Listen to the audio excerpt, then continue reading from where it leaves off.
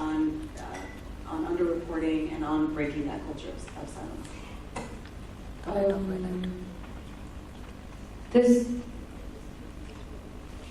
There is definite underreporting because it is seen as a loss of dignity and honor. So most people would rather let their daughters or just live with that rather than come out in the open and discuss it. They don't want to be questioned. They don't want her to lose face in the society. Like the literal translation of rape in most of our movies and culture for the longest time was Izzat Lootna, which means to rob one's honor, or in English to attack somebody's modesty. And this leads to things like, the victim's name being hidden, and then this whole deal about how their privacy. In fact, it ought not to be the victim who should be ashamed because it was not her fault to begin with. And if we have to really change an attitude, we should maybe look at people who commit this crime and hold them accountable publicly and see what that does. Because I was sharing with you yesterday, there is a juvenile delinquent center between Mahim and Sion. I don't know how many people have seen it. I was shooting a film there called Mayor Charles, and I was just hanging out outside my trailer, and I met a guy who must have been between 15 and 17 years old, who was in there for rape. So then I asked him, I said, what did you do? He said, I raped my 11-year-old neighbor. I said, and are you regretful? He was like, yeah, I feel bad for her sometimes, but I didn't really want to study any further and I didn't like where I lived. So I thought that in any case, if I'm 15 now, if I get 7 years of prison time, I'll still be young when I get out and I can start over. That was his callous attitude towards harming another child in such a horrible way.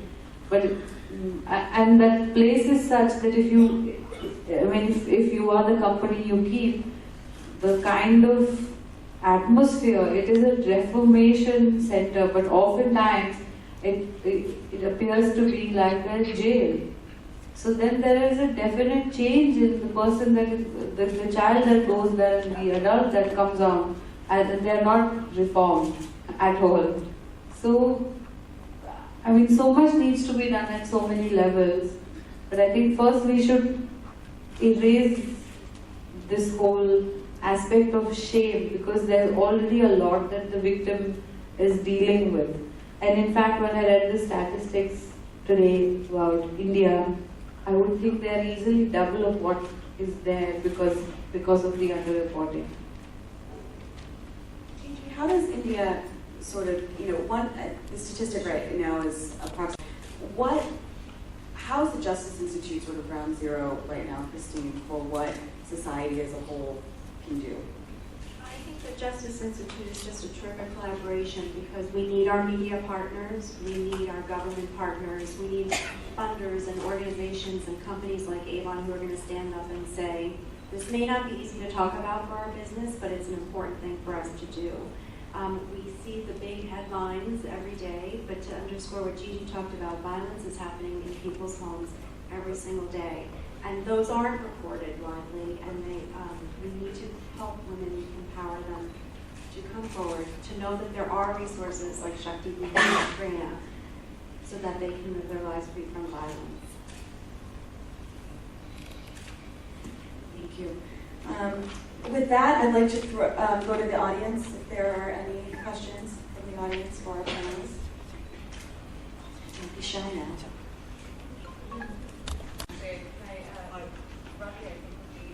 I think the public support also is required. Implementation of law is an important issue. We have lot of legislation, but implementation and budgeting and funding of those legislation continues to remain problems. We have done a lot of things, like especially for delivery of justice, special courts, creation of children courts, all of these things have been done, but I think that we need to do a lot. We are a big, huge country, and we have to strengthen these initiatives at the district level. We may have a special court in Mumbai, but in some special court in Bastar district, that's not there. So we have to invest a lot. The government has to do a lot in terms of implementation of these legislations. Child-related legislation, women's issues-related legislation, building infrastructure for the judiciary, infrastructure for the law enforcement. We continue to remain crucial about the law enforcement responses. We continue to blame the... Richa.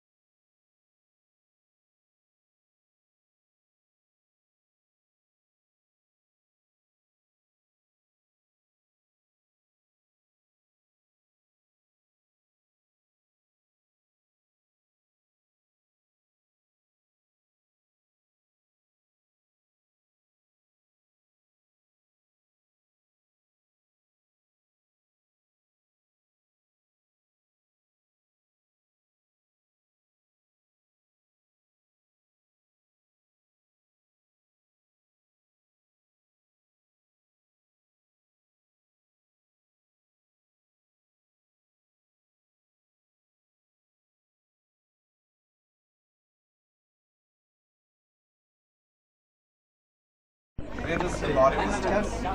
Where does? Bollywood.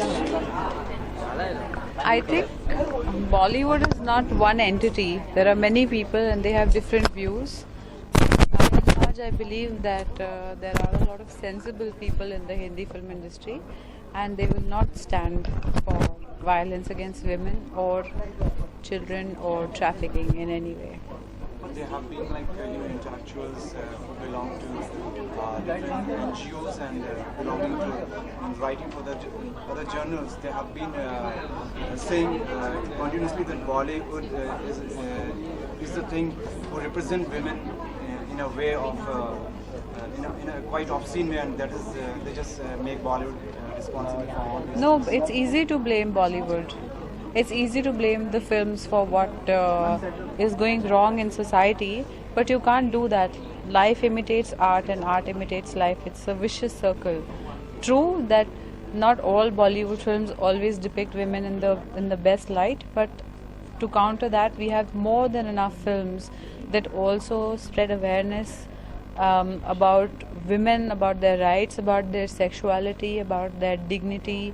And I think that balances it out. And having said that, one can only strive to be more responsible in the future. You can't undo things that happened before you were born. I hope that answers your question. Which you're talking about the professional front, what's happening. Hey, kya kar rahe ho yaar? This is a different venue. Just to come up here and say what are the projects you're busy with? I'm very busy, which is why I think we should talk about females first, gender violence. Any questions you have for Avan and Avan? Lastly, what do you think should be done in a what should be the main things to be done to just cause treat women as human beings and as equals. That's the only thing. Because if you don't do that, then you're neglecting half the population.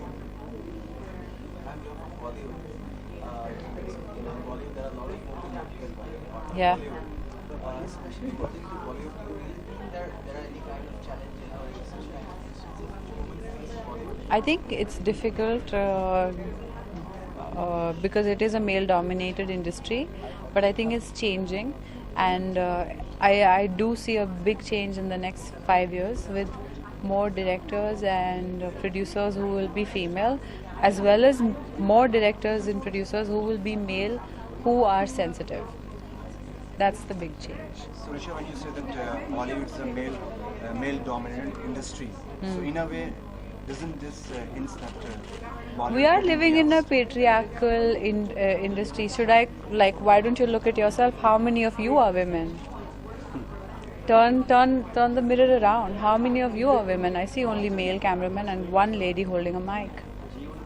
we are living in a patriarchal society. We have to deal with it. We can't point fingers for the sake of sensationalizing. Very well said. Thank you. Thank you. Oh.